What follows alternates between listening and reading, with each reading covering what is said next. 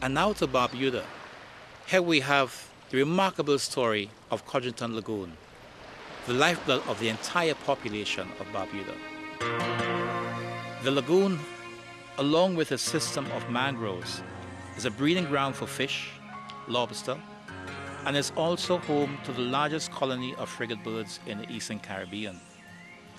The Codrington Lagoon and the birds are major attractions, bringing in significant revenue to Barbuda. But this is a fine example of what the St. George's Declaration is about. Principle 11 calls for the sustainable use of natural resources, and Principle 13 speaks about the protection and conservation of biological diversity.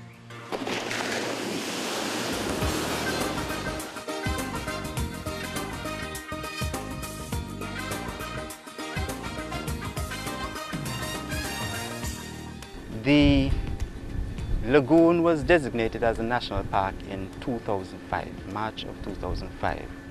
That came as a result of funding intervention from the Caribbean Regional Environmental Program.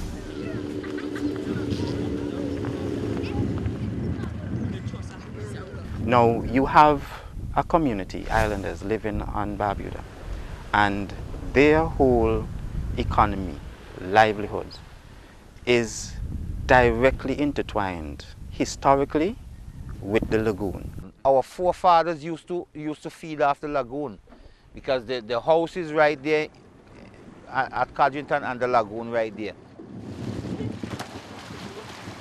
As a little boy, we learned to swim here, not only the people, but also the animals. As a park, it's there for everybody to enjoy, and we can also reap benefits from it, which is it's also a source of income.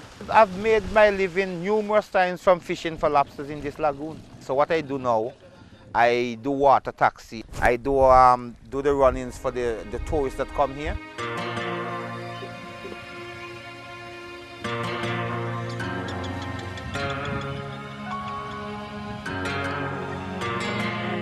As you know, we have one of the largest frigate bird sanctuary in this side of the hemisphere. And in the early days, we thought that the birds were just there.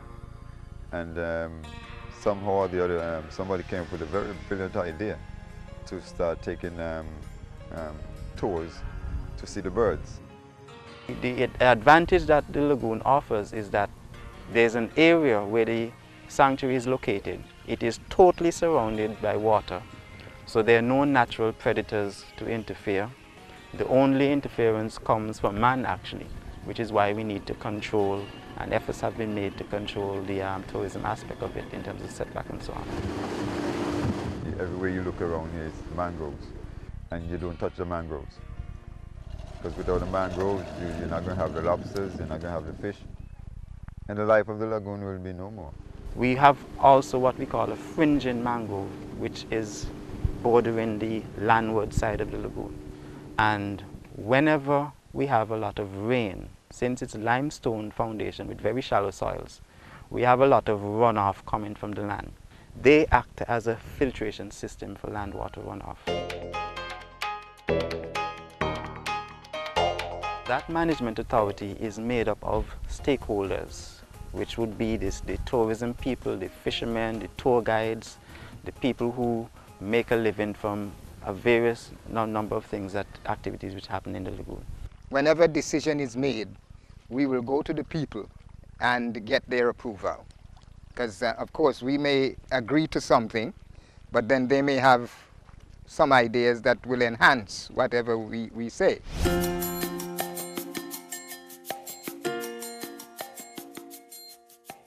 We want to bring in things like bone fishing, which is another very lucrative activity, and for which the lagoon provides a lot of resources that can be sustainably used.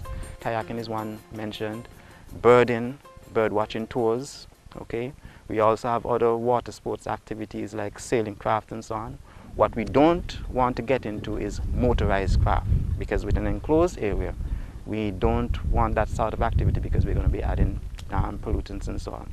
So those are some of the livelihoods that we intend to create. This lagoon occupies a very important section of our economy.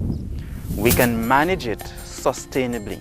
And when we say manage it sustainably, we mean we can use it in a manner that would enhance it and protect the resources that we have, so that our children and children's children to come can actually continue making a living from some of these things without having it deteriorate to such an extent that we cannot use it.